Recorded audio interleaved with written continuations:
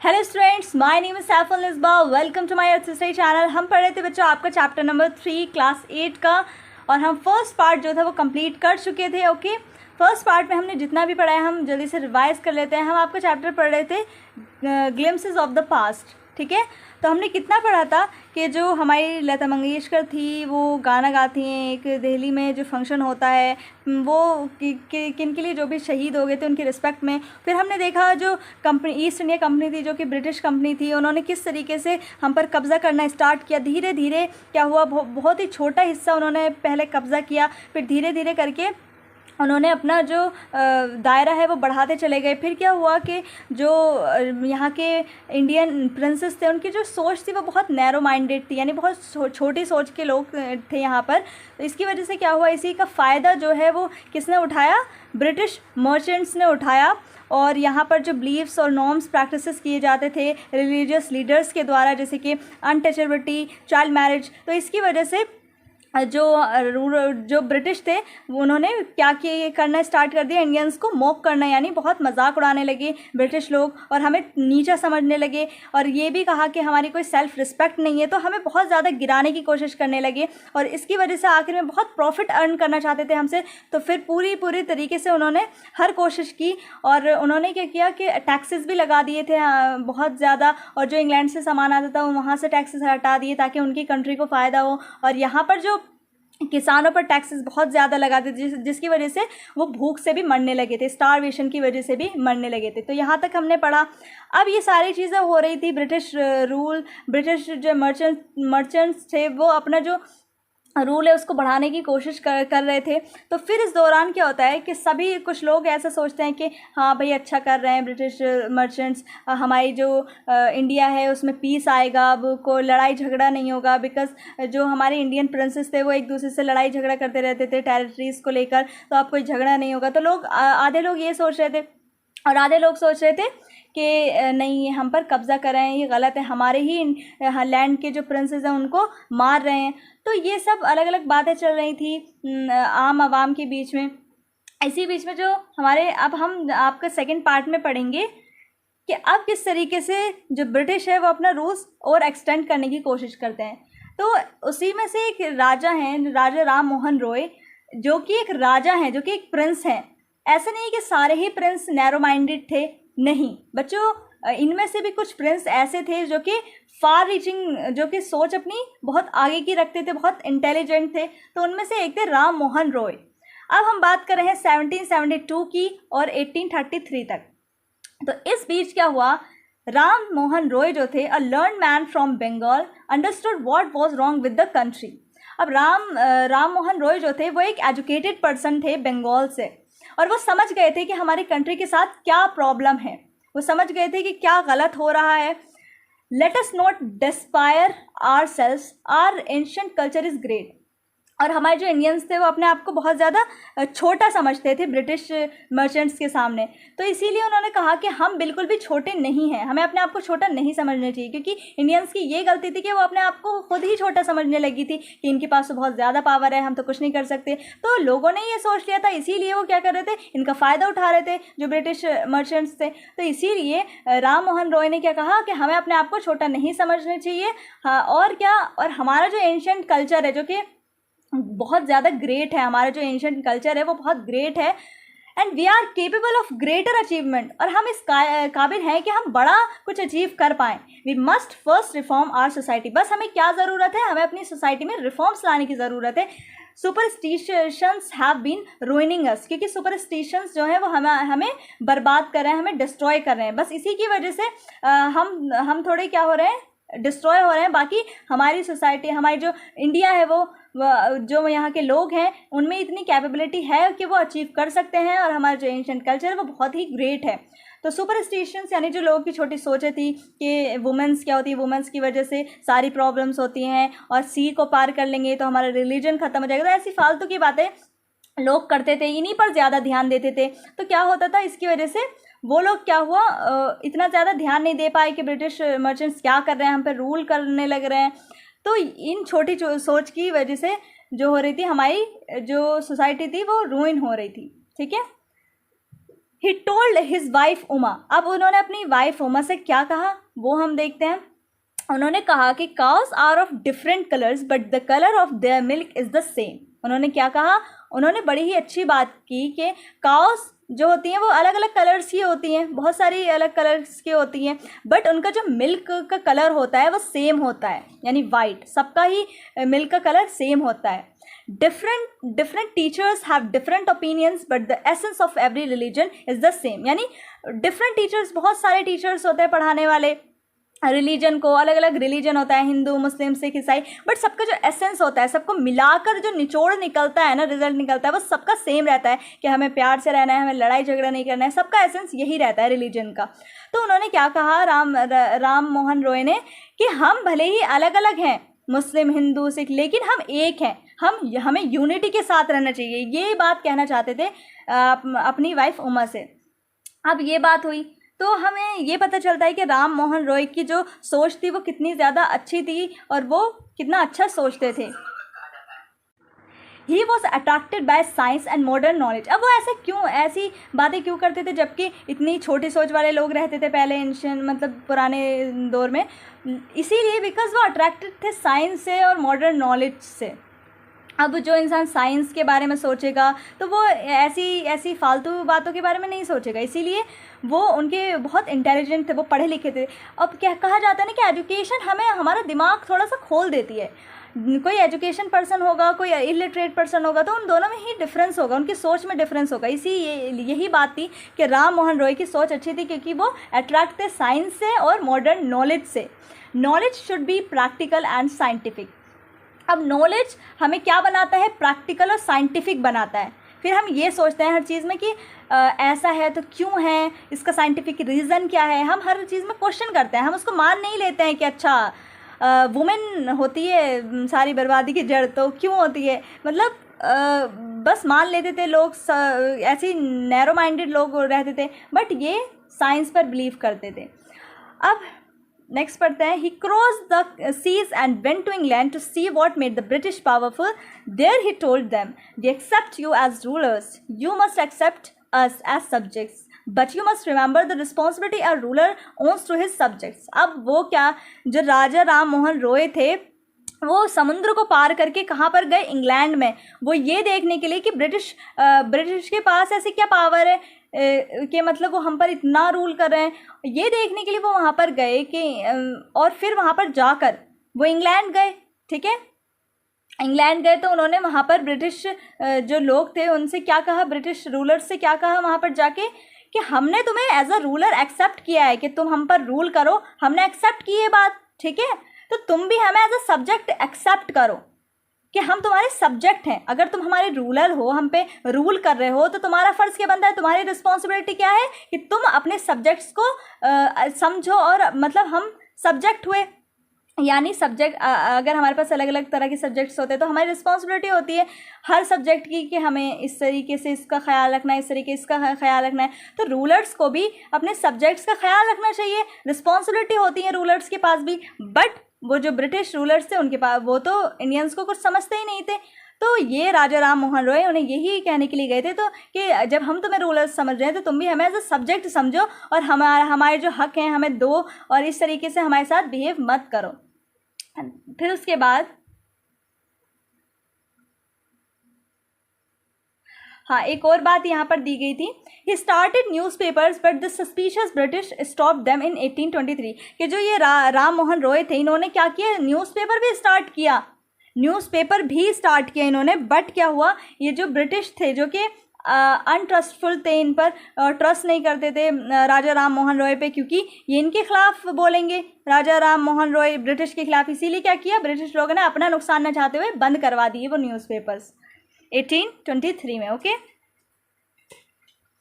अब आता है ऑपरेशन, यानी जो ब्रिटिश मर्चेंट्स थे, ब्रिटिश रूलर्स थे, ये हम पर किस तरह से हम पर दबाव डालते थे और किस तरीके से हमें ऑपरेस करते थे इंडियंस को।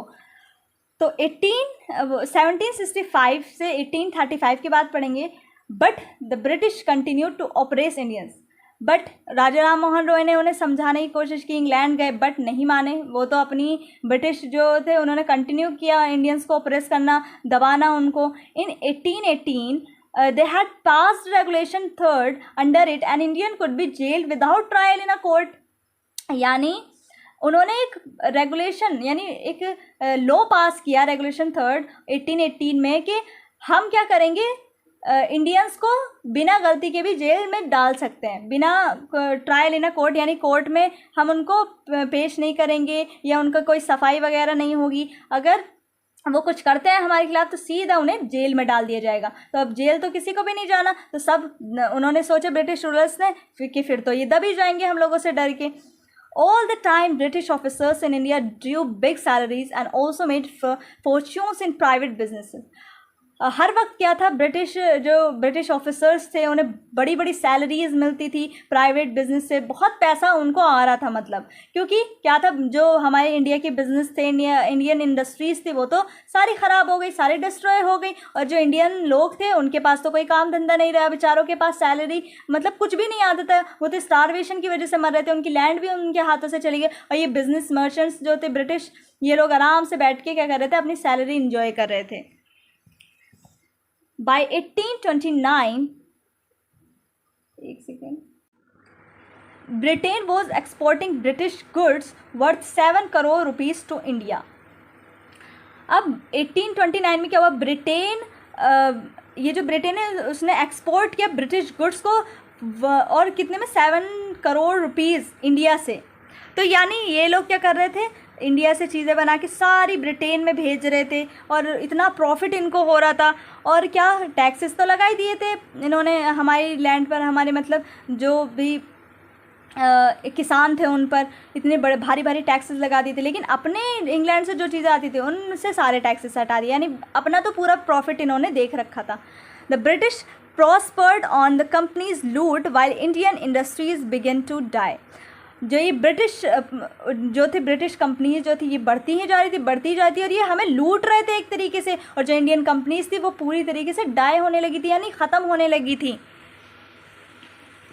Governor general Bentinck reported back home the bones of cotton weaves are bleaching the plains of India. यानी ये इन्होंने कहा है, गवर्नर हैं एक जनरल बैंटिक, काफ़ी फेमस हैं, तो इन्होंने एक लाइन कही थी। इसका मतलब ये है कि जो लोग थे वो बिल्कुल हड्डी होने लगे थे, इतने पतले जो इंडियन लोग थे, क्योंकि उन्हें खाने को ही नहीं मिल रहा था। उनके पास इतना भारी भारी टैक्सेस लगा दिया, देने के लिए उनको पैसे नहीं हैं, भूख से वो मर रहे थे, स्टारवेशन की वजह से वो मर रहे थे, और इतनी पतली हड्डियाँ हो चुकी थी। इतना ज़्यादा सहन किया है हमारे इंडियंस ने, बहुत कुछ झेला है।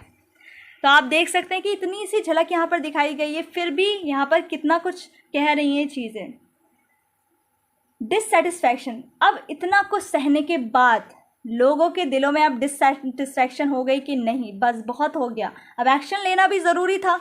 अब लोग बार बार तो नहीं सह सकते ना इतना जुल्म। डिससेटिस्फैक्शन हुआ 1835 to 56। Okay, education in India was in Persian and Sanskrit. In 1835 an Englishman named Macaulay suggested a change. We should teach the natives through the English language, I agree। अब क्या हुआ, इंडिया में क्या पढ़ाया जाता था, सिर्फ पर्शियन और संस्कृत लैंग्वेज ही पढ़ाई जाती थी, यही चीज़ें पढ़ाई जाती थी पहले तो, ठीक है, इंग्लिश थोड़ी पढ़ाई जाती थी। लेकिन 1835 में एक इंग्लिश मैन के दिमाग में आया, क्या आया, मैक्यूले था नाम उस पर्सन का, उसने सजेस्ट किया कि हमें कुछ चेंज लाना चाहिए। अब वो क्या चेंज लाना चाहिए कि हमें इंडियंस को क्या करना चाहिए, अपनी लैंग्वेज सिखानी चाहिए, यानी इंग्लिश लैंग्वेज सिखानी चाहिए। और ये इससे ये एग्री हो गए, ये जो अदर ब्रिटिश पर्सन है ये एग्री हुए, तो सब एग्री हो गए थे कि हाँ, हम लोगों को क्या करना चाहिए, जो इंडियंस हैं उनको एजुकेट करना चाहिए, इंग्लिश सिखानी चाहिए सिर्फ। अब वो क्यों ऐसा सोच रहे थे, ताकि हम इन लोगों को पढ़ाएं और क्या हो, English education produce clerks to whom the British gave petty jobs under them। Incidentally, it also produced a new generation of intellectuals। अब उल्टा ही हो गया जो उन्होंने सोचा था बेचारों ने, कोई नहीं। जो ये इंग्लिश रूरल्स थे उन्होंने सोचा कि हम क्या करेंगे, हम इंडियंस को इंग्लिश सिखाएंगे, अपनी लैंग्वेज सिखाएंगे, और जो छोटी छोटी जॉब्स होती हैं, ये जो पिटी जॉब्स होती हैं क्लर्क वगैरह की, ये किसको दे देंगे, हम इंडियंस को दे देंगे, ताकि वो हमारे गुलामों की तरह हमारी काम करते रहें। अगर उन्हें इंग्लिश आ जाएगी तो वो हमारा इजीली काम कर पाएंगे अच्छे से। तो ये उन्होंने ये सोचा था, उन्होंने तो ये था उनका आइडिया। बट क्या हुआ, एजुकेशन मिलने के बाद कोई ऐसा करेगा? नहीं, उल्टा हो गया। एक्सीडेंटली क्या हुआ, न्यू जनरेशन प्रोड्यूस हो गई इंटेलेक्चुअल्स की, यानी इंटेलेक्चुअल्स यानी जिनके पास दिमाग था, लॉजिक था, जो सोच सकते थे सही और गलत क्या है। अब इंटेलेक्चुअल्स पैदा हो गए, जैसे राम मोहन रॉय, वो भी एजुकेटेड पर्सन थे, तो वो भी इंटेलेक्चुअल थे। अब जो ये इंटेलेक्चुअल्स थे, इनके बीच बातें होने लगी, we must educate our brothers, कि हमें अपने भाइयों को भी पढ़ाना चाहिए। अब इंडियंस कह रहे हैं कि हमें भी ये एजुकेशन प्रोवाइड करनी चाहिए ताकि ये लोग भी सीखें, हमारे इंडियंस भाई सीखें, and try to improve their material condition. और हमें अपनी मटेरियल कंडीशंस को भी सुधारना है। जो हम इतने गरीब हो चुके थे, इंडियंस लोग इतने गरीब हो चुके थे, उनको भी सुधारना है। For that we must convey our grievances to the British parliament. और हम क्या करेंगे, ग्रीवेंसेस, जो भी हमारे दुख दर्द हैं हमारे, उनको कन्वे करने के लिए कहाँ पर जाएंगे, पार्लियामेंट, ब्रिटिश पार्लियामेंट में जाएंगे, और हम लड़ेंगे इसके खिलाफ, हम आवाज़ उठाएंगे। अब ये सब हुआ। They cared little about the needs of Indians। अब इन जो ये ब्रिटिश रूलर्स थे, इनको बिल्कुल भी परवाह नहीं थी इंडियंस की, बिल्कुल भी। ये मर रहे हैं, जी रहे हैं, इनके साथ क्या हो रहा है, ना सैलरी मिल रही है, टैक्सेस इतने लगा रहे हैं इन पर, बहुत ज़्यादा जुल्म करने के बाद, ठीक है, क्या होता है, our kings have become puppets and we have lost our old jobs and lands, they are converting our brothers, you only talk, do something to drive them out. अब लोगों के मन में जो है ना, अब थोड़ी आग, थोड़ी चिंगारी लग रही है। अब क्या हो रहा है, लोग जो है ना आगे बढ़ने की कोशिश कर रहे हैं। क्या बोल रहे हैं कि हमारे जो किंग्स हैं उनको तो पपेट्स बना दिया, यानी जैसे कि बस जो गुड़िया होती हैं उनको कैसे भी चला लो, तो पपेट्स बना दिया है पूरी तरीके से। और हमारी जॉब्स भी चली गई सारी, हमारे पास लैंड भी नहीं है, कुछ नहीं है हमारे पास। और हमारे जो ब्रदर्स हैं उनका जो रिलीजन है वो भी कन्वर्ट करा दिया जा रहा है। और तो और ये पर्सन बोला है कि हम सिर्फ बातें कर रहे हैं, हमें कुछ करना चाहिए, हमें अब कुछ करना चाहिए इनको भगाने के लिए यहाँ से। अब देख सकते हैं आप कि by 1856 the British had conquered the whole of India, conquered the whole of India. यानी हमने पहले देखा था कि कितना सा हिस्सा था, सिर्फ इतना सा था ना, रेड हिस्सा जो ब्रिटिश के कंट्रोल में था, ब्रिटिश रूलर्स के। लेकिन अब आप देख सकते हैं कि ज़्यादातर हिस्सा किसने कंट्रोल कर लिया है, ब्रिटिश एरिया है, और थोड़ा बहुत है जो कि प्रिंस स्टेट है, और उनमें भी क्या कर रखा है, उनको दबा के रख रखा है ब्रिटिश रूलर्स ने। द स्पार्क्स 1855-57, ठीक है। अब हम बिल्कुल पास चले गए हैं वॉर के। 1857 में जो हमारी वॉर हुई थी, उससे पहले हम पढ़ रहे हैं कि क्या क्या थोड़ी बहुत चीज़ें हुई थी जिससे कि लड़ाई हुई इंडिपेंडेंस के लिए। तो ये सारे जुल्म हो रहे थे बच्चों, ये सारे जुल्म हो रहे थे। अगर आपको डिटेल में पढ़ना है तो वो तो आपको हिस्ट्री पढ़नी पड़ेगी, ठीक है। न स्पार्क्स यानी चिंगारी। अब क्या चिंगारी उठी, taxes continue to ruin the peasants in Bengal. The Santals, who had lost their lands under new land rules, became desperate. In 1855 they rose in rebellion and massacred European and their supporters alike. अब taxes जो थे, ये taxes जो इतना ज़्यादा taxes बढ़ा दिया था इन ब्रिटिश रूलर्स ने, उन टैक्सेस ने पीजेंट्स को पूरी तरीके से बर्बाद कर दिया था। और जो बंगाल में संथल्स हैं, यानी जो ट्राइबल कम्युनिटी है एक संथल्स, तो उन्होंने पूरी तरीके से अपनी लैंड्स खो दी थी। और जो नए रूल्स आए थे, लैंड रूल्स जो आए थे, उनके द्वारा क्या हुआ था, ये ब्रिटिश रूलर्स रूल्स मतलब कोई रूल्स वगैरह लेके आए होंगे, लैंड रूल्स, उसकी वजह से क्या हुआ, इन्होंने सब कुछ खो दिया, अपनी लैंड वगैरह खो दी। और फिर इनको इतना ज़्यादा गुस्सा आया, संथल्स कम्युनिटी को इतना ज़्यादा, ये सहन नहीं कर पाए। और 1855 में ये एक रेबेलियन की तरह उठ खड़े हुए, यानी इन्होंने रिवोल्ट किया, यानी उनके ख़िलाफ़ आवाज़ उठाई। एंड क्या हुआ, मैसेकर्ड यूरोपियन, जो भी मतलब एंड देयर सपोर्टर्स अलाइक, उनको क्या कर दिया, मार दिया जान से। इन संथल्स ने क्या किया, जो भी ब्रिटिश लोग थे उनको मारना स्टार्ट कर दिया अंधाधुंध, कुछ नहीं देख रहे थे वो तो। उन्हें बहुत ज़्यादा गुस्सा आ रहा था कि हमारे साथ इतना जुल्म हो रहा है, हम अब नहीं सह सकते, हम अब तुम्हें छोड़ेंगे नहीं, यहाँ से भगा के ही दम लेंगे। तो उन्होंने क्या करना स्टार्ट किया, मारना स्टार्ट कर दिया ब्रिटिश लोगों को। Discontent was brewing in the East India Company's army too. अब जो ईस्ट इंडिया कंपनी की आर्मी थी, यानी जो ब्रिटिश रूलर्स थे, उनकी जो आर्मी थी उसमें इंडियंस भी थे, उनमें भी बहुत ज़्यादा क्या होने लगा, गुस्सा होने लगा। उन्होंने भी रिवोल्ट करना स्टार्ट कर दिया। अब वो हम पढ़ते हैं, ग्रोइंग यानी ग्रो। तो डिसकंटेंटमेंट बढ़ता जा रहा था लोगों में। तो जो आर्मी थी उनमें भी इंडियंस लोग थे, जाहिर सी बात है, ब्रिटिश रूलर्स उन्हें पपेट्स की तरह यूज़ कर रहे थे इंडियंस को। तो क्या हुआ, जो सोल्जर्स थे आर्मी में, इंडियंस आर्मी में, the white soldiers gets huge pay mansions to live in servants. अब जो ब्रिटिश वाइट सोल्जर्स थे, यानी जो ब्रिटिश सोल्जर थे, उनको तो बहुत अच्छी पे कर रहे थे, यानी बहुत अच्छी सैलरी दे रहे थे और बंगलो रहने के लिए दे रहे थे, नौकर चाकर दे रहे थे, while we get a pittance and slow promotions. और दूसरी तरफ हम देखें, इंडियन सोल्जर्स के साथ क्या कर रहे थे, उन्हें बहुत कम सैलरी दे रहे थे और प्रमोशन भी बहुत स्लो कर रहे थे, यानी वहाँ पर भी जुल्म हो रहा था इंडियंस के साथ। The angrez ask us to cross the sea which is against our religion, who is the topi wala, to abolish our age old customs. अब अंग्रेज़ कहा जाता है हिंदी में ब्रिटिश रूलर्स को। तो उन्होंने क्या कहा, अब हमने पीछे पढ़ा था कि जो लीडर्स थे, रिलीजियस लीडर्स थे, वो क्या मानते थे कि अगर हम सी को क्रॉस करेंगे तो हम अपना रिलीजन खो देंगे। तो ये अंग्रेज़ क्या बोलते थे कि इसी सी को क्रॉस करो, यानी रिलीजन के अगेंस्ट है ये तो इंडियंस के लिए करना। तो वो क्या कह रहे हैं, इंडियंस जो हैं, जो कि रिलीजियस लीडर्स हैं, जो कि सोल्जर्स हैं, वो क्या बोल रहे हैं कि ये टोपी वाला, यानी जो अंग्रेज़ हैं, ये कौन होता है, हमारे बहुत पुराने कस्टम्स को अबॉलिश करने वाले ये कौन होते हैं। यानी अब इनमें भी गुस्सा आ रहा है, क्योंकि अब बात कहाँ तक जा पहुँची है, रिलीजन पर, और रिलीजन की बात आ पहुँचे तो हमारे इंडियंस तो भैया खड़े हो जाते हैं। तो इसीलिए इन्हें बहुत गुस्सा आया कि we must drive out the angrez, यानी अब तो हमें निकालना ही पड़ेगा इन्हें कैसे भी करके, अंग्रेज़ लोगों को। सिपाही Mangal Pandey attack the adjutant of his regiment and was executed.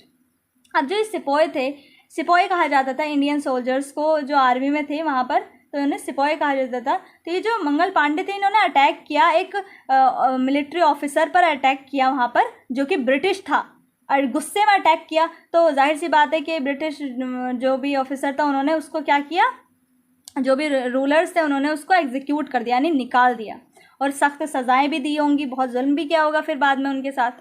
Thousands of other सिपाहीज revolted. अब इन्होंने एक कदम उठाया, इन्होंने एक कदम उठाया, मंगल पांडे ने एक कदम उठाया, उन्होंने किल किया। तो अब भैया क्या थे, आर्मी में भी जो इंडियन आर्मी थे उनके अंदर भी अब हिम्मत आई और उन्होंने भी आवाज़ उठाई। थाउजेंड्स ऑफ अदर सिपाहीज रिवोल्टेड, यानी थाउजेंड ऑफ अदर जो इंडियन सोल्जर्स थे वो भी रिवोल्ट करने लगे इनके खिलाफ।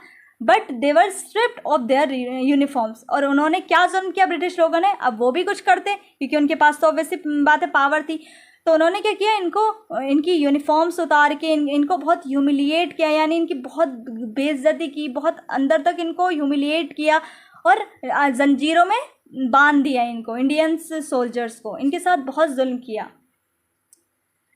Few Englishmen had cared to understand Indian customs और द पीपल्स माइंड। अब जो कुछ इंग्लिश मैन थे उनका क्या कहना था कि हमें क्या करना पड़ेगा, इंडियंस के जो कस्टम्स हैं, वैल्यूज़ हैं, और ये जो लोगों का माइंड है, इंडियन लोगों का जो माइंड है, ये हमें सारा समझना पड़ेगा, तभी हम क्या कर पाएंगे, हम इनके रिलीजन को हार्म करेंगे तो ये फिर हमें कोई नुकसान नहीं पहुँचाएंगे। तो ये तरीका इन्होंने अगला सोचा। Oh, proud Brahman soldiers, do you know that the grease on the bullet you have to bite is made from the fat of cows and pigs? What? The white man has deceived us too. अब क्या होता है, पहले जो soldiers होते थे, Indian soldiers, वो क्या करते थे, पहले बाइट करते थे, जो भी मतलब उनको बुलेट पर बाइट करके तब वो गोली मारते थे, ये मतलब उनका कस्टम्स था।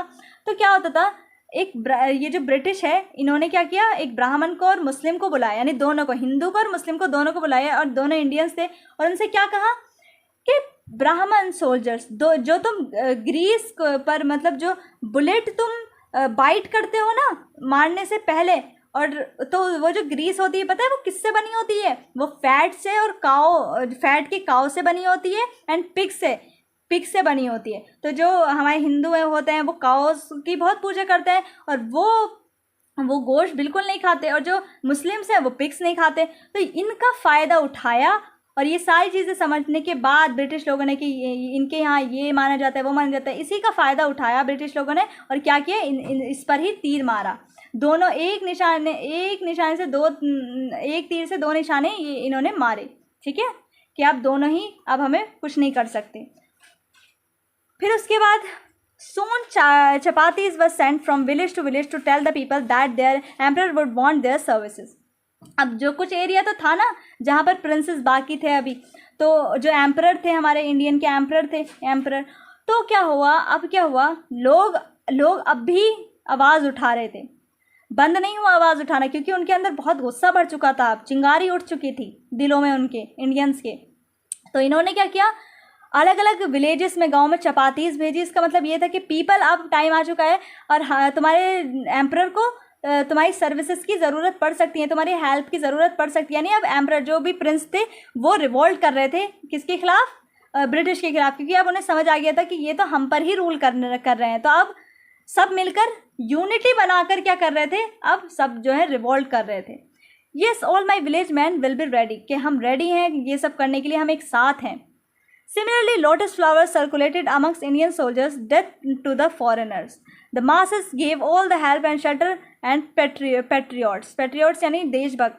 तो सिमिलरली फ्लावर्स को जो सर्कुलेट करके ये कहा जा रहा था इंडियन सोल्जर्स के बीच में कि अब हमें क्या करना है, फॉरेनर्स को, जो भी ये फॉरेनर्स हैं उनको क्या करना है, हमें भगाना है, इनको मार देना है, जैसे भी होगा, चाहे हमें मारना पड़े, कुछ भी करना पड़े, हम इन्हें भगा कर ही रहेंगे।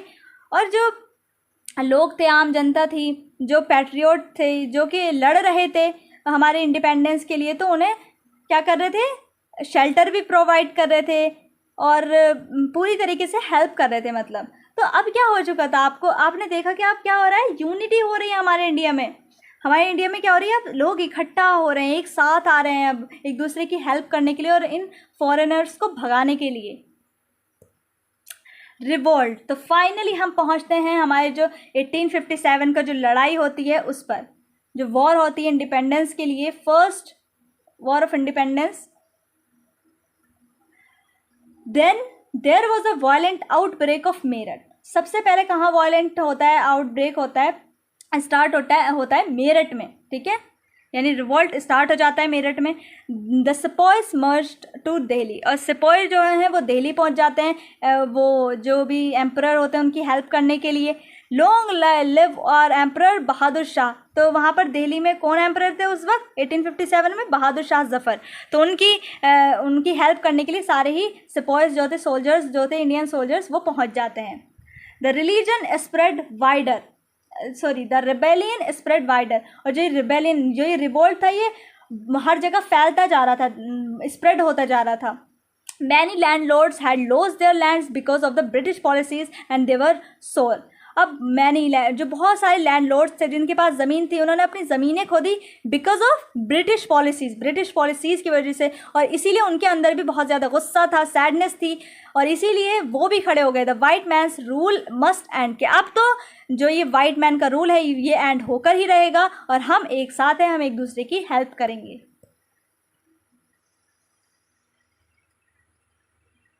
The fight for freedom, freedom के लिए फाइट 1857 में। तो किन किन लोगों ने की, many farmer rulers like Begum Hazrat Mahal of Lucknow were bitter. अब जो बहुत सारे फॉर्मर रूलर्स थे जो कि रूल करते थे पहले हमारे इंडिया पर, जैसे कि बेगम हजरत महल तो लखनऊ की थी तो वो भी बहुत ज़्यादा गुस्सा थी ब्रिटिश वाइट मैन से, ब्रिटिश रूलर्स थे, बिकॉज उनका जो उनके साथ क्या हुआ था, the white man has taken away my kingdom, इनका पूरा किंगडम ही हड़प लिया था वाइट मैन ने, तो इसीलिए इनको भी बहुत गुस्सा था। पॉपुलर लीडर्स लाइक मौलवी Ahmadullah of Faizabad told the people. तो जो पॉपुलर लीडर हैं मौलवी, तो इन्होंने ये कहाँ से थे, फैज़ाबाद से थे। तो इन्होंने क्या कहा लोगों से, राइज ब्रदर्स राइज, द अंग्रेज इज रूइनिंग आवर लैंड्स। ये क्या कर रहे थे, लोगों को, इंडियन लोगों को इंकरेज कर रहे थे कि भाइयों अब हमें उठना होगा, अंग्रेज ने हमारी लैंड है उसको बर्बाद कर दिया है और हमें खड़े होना पड़ेगा। The joining the upsurge against the foreigners, और ये मैं भूल गई बच्चों, ये जो थी इन्होंने क्या किया, और रिवोल्ट में हिस्सा लिया, ये भी लड़ी फॉरेनर के ख़िलाफ़, ये भी इन्होंने भी आवाज़ उठाई। The people rose everywhere in Bareilly, Kanpur and Allahabad. People जो हैं वो कहाँ कहाँ से रिवोल्ट कर रहे थे? हर जगह से, Bareilly, Kanpur and Allahabad. Azimullah Khan told Tatya Tope, we should have Peshwa Nana Sahib as our leader in this war of independence. अब इन्होंने क्या बोला? अजीमुल्ला खान ने इनसे ये बोला कि हमें जो है पेशवा नाना साहिब को हमारा लीडर बनाना चाहिए। इंडिपेंडेंस जो ये वॉर हो रही है इंडिपेंडेंस के लिए, इसका लीडर हमें पेशवा नाना साहिब को बनाना चाहिए, इसका leader. 80 years old Kunwar Singh of Bihar received a bullet in his wrist, mother Ganga this my last offering to you. तो जो ये जो इस वॉर में किन किन लोगों ने शिरकत की थी ये भी हमें बताया गया है कि किन किन लोगों ने पार्टिसिपेट किया था। जो 80 years के लोग थे, जो बूढ़े थे इतने ज़्यादा, वो भी इसमें पार्टिसिपेट कर रहे थे, सिर्फ किसके लिए? अपनी कंट्री को बचाने के लिए। तो यहाँ पर ये दिखाया गया है कि 80 years के लोग भी शामिल थे इस वॉर में। तो 80 years के जो ये कुंवर सिंह थे, इनको, ये बिहार के थे और इनको बुलेट, गोली लग गई थी उनकी रिस्ट में, ठीक है, उनकी रिस्ट में क्या लग गई थी? गोली लग गई थी और ये वहीं पर उनकी डेथ हो गई थी। तो ये सारी लाइन इन्होंने बोली थी। The patriots pounced upon the British and fought pitched battles all over North India. जो ये पैट्रियट्स थे ये क्या करने लगे? रिवॉल्ट करने लगे। जो देशभक्त थे ये हर जगह रिवॉल्ट करने लगे ब्रिटिश लोगों के ऊपर। इन्होंने पूरी तरीके से रिवॉल्ट किया इकट्ठे होकर, और हर जगह नॉर्थ इंडिया में, पूरे नॉर्थ इंडिया में बैटल्स स्टार्ट हो गई थी, ठीक है। तो ये था बच्चा आप लोगों का चैप्टर, यहीं पर ख़त्म होता है। अगर आप लोगों को अच्छा लगा हो, कोई चीज़ ना समझ आई हो, तो आप लोग कमेंट सेक्शन में पूछ सकते हो। और आप लोगों को बहुत कुछ सीखने को मिलेगा कि किस तरीके से चीज़ें हुई 1857 की वॉर से पहले, क्या क्या चीज़ें हुई जिसकी वजह से 1857 की वॉर हुई। तो चलिए बच्चों, मिलते हैं नेक्स्ट वीडियो में इसकी क्वेश्चन आंसर की वीडियो के साथ। तो तब तक के लिए bye bye and take care.